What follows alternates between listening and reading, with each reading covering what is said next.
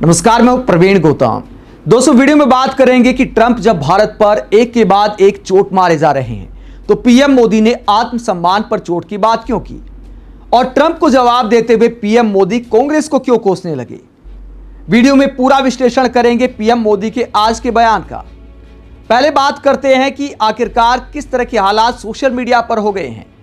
आम पब्लिक से लेकर विपक्षी नेता पीएम मोदी से सवाल कर रहे हैं कि ट्रंप ने जब एक और प्रहार कर दिया है, H1B वीजा की कॉस्ट फीस 88 लाख कर दी है जो कंपनियों को चुकानी पड़ेगी, तो जाहिर सी बात है अमेरिकी कंपनियां क्या अब भारतीय कर्मचारियों को अफोर्ड कर पाएंगी, क्योंकि हर साल 88 लाख तो अमेरिकी सरकार को देने होंगे, उसके बाद सैलरी भी देनी होगी।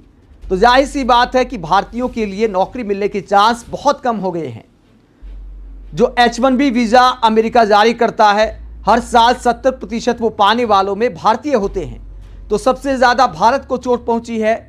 तो जाहिर सी बात है ये फैसला दिखाता है कि जानबूझकर ट्रंप ने भारत को चोट पहुंचाने के लिए ही ये फैसला लिया है, वरना आपसे पहले क्यों नहीं लिया। एक के बाद एक फैसले ट्रंप लगातार ले रहे हैं और पीएम मोदी खामोश हैं। विपक्षी नेता इसे लेकर सवाल कर रहे हैं। आज पीएम मोदी ने जो बोला है वो भी अपने आप पे सवाल खड़े करता है।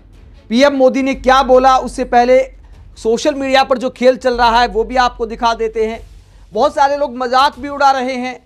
कई बार ये देखा गया है कि जो भारतीय अमेरिका या दूसरे देश में रहते हैं, पीएम मोदी के वहां जाने पर शानदार स्वागत करते हैं और ये दावा करते हैं कि पीएम मोदी ने भारत में अमृतकाल ला दिया है, अच्छे दिन आ गए हैं, भारत का कायापलट कर दिया है। और दूसरे देशों में भारत का डंका बज रहा है, चाहे कोई भी देश क्यों ना हो।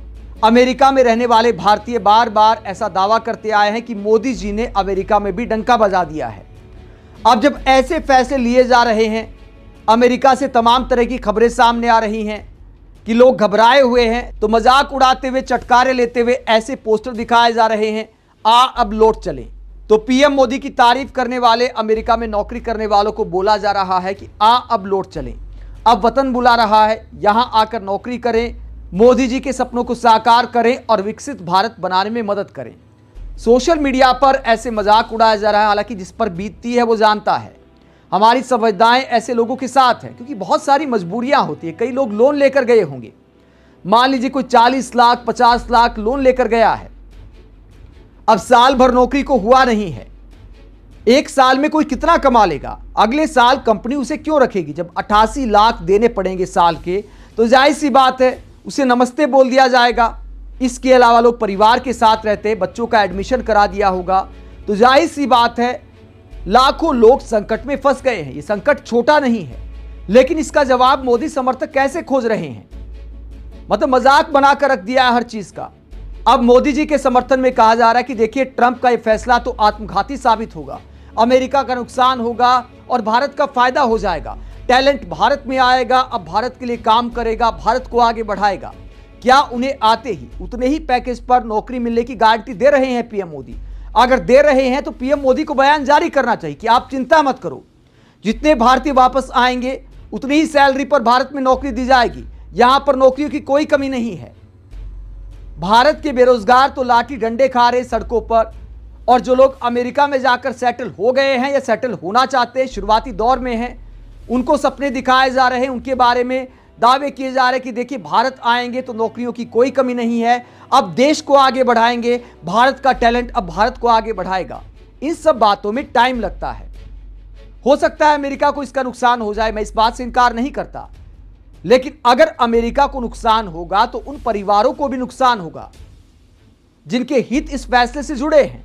तो शुरुआत की बात करें तो सीधी सी बात है, उन कर्मचारियों को मोटा नुकसान होने वाला है, उनके परिवार संकट में आने वाले हैं।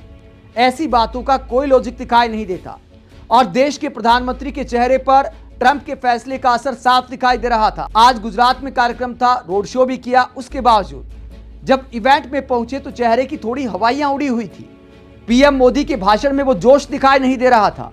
जाहिर सी बात है खबर पहुंची होगी, इसीलिए इशारों में क्या बोला पीएम मोदी ने, आत्मसम्मान की बात की, आत्मनिर्भरता की बात की, और क्या कहा पीएम मोदी ने, जरा सुनिए। साथियों, भारत आज विश्व बंधु की भावना से आगे बढ़ रहा है। दुनिया में हमारा कोई बड़ा दुश्मन नहीं है। सच्चे अर्थ में अगर हमारा कोई दुश्मन है तो वो है दूसरे देशों पर हमारी निर्भरता। यही हमारा सबसे बड़ा दुश्मन है और हमें मिलकर भारत के इस दुश्मन को, निर्भरता वाले दुश्मन को हराना ही होगा। हमें ये बात हमेशा दोहरानी है, जितनी ज्यादा विदेशी निर्भरता उतनी ज्यादा देश की विफलता। विश्व में शांति, स्थिरता और समृद्धि के लिए दुनिया की सबसे बड़ी आबादी वाले देश को आत्मनिर्भर बनना ही होगा। हम दूसरों पर आश्रित रहेंगे तो हमारा आत्मसम्मान भी चोटिल होगा।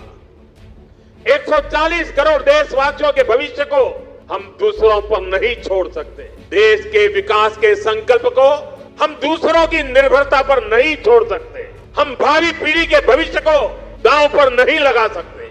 और इसलिए भाइयों बहनों, આપણે ત્યાં ગુજરાતીમાં કહે કે ભાઈ 100 દુઃખોની એક દવા। 100 દુઃખों की एक ही दवाई है और वो है आत्मनिर्भर भारत।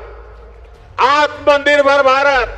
तो हकीम साहब 100 दुखों की एक दवाई बताते हैं, आत्मनिर्भर भारत। तो ये दवाई क्या पहले से नहीं मालूम थी? ये बातें सालों से सुनते आ रहे हैं। ये गागेगी वाला सिस्टम समझ नहीं आता। करना होगा, आत्मनिर्भर भारत बनाना होगा, विकसित भारत बनाना होगा। कब बनाएंगे? मतलब आपकी सरकार है, 11 साल से आप कांग्रेस को कोसे जा रहे हैं, गागेगी में राजनीति किए जा रहे हैं, ये कर देंगे, वो कर देंगे। कब करेंगे? 11 साल हो गए। लेकिन आजादी के बाद कांग्रेस ने भारत के हर सामर्थ्य को नजरअंदाज किया। इसलिए आजादी के 6-7 दशकों बाद भी भारत वो सफलता हासिल नहीं कर पाया जिसके हम हकदार थे। इसके 2 बड़े कारण रहे। लंबे समय तक कांग्रेस सरकार ने देश को लाइसेंस कोटा राज में उलझाए रखा, दुनिया के बाजार से अलग थलग रखा।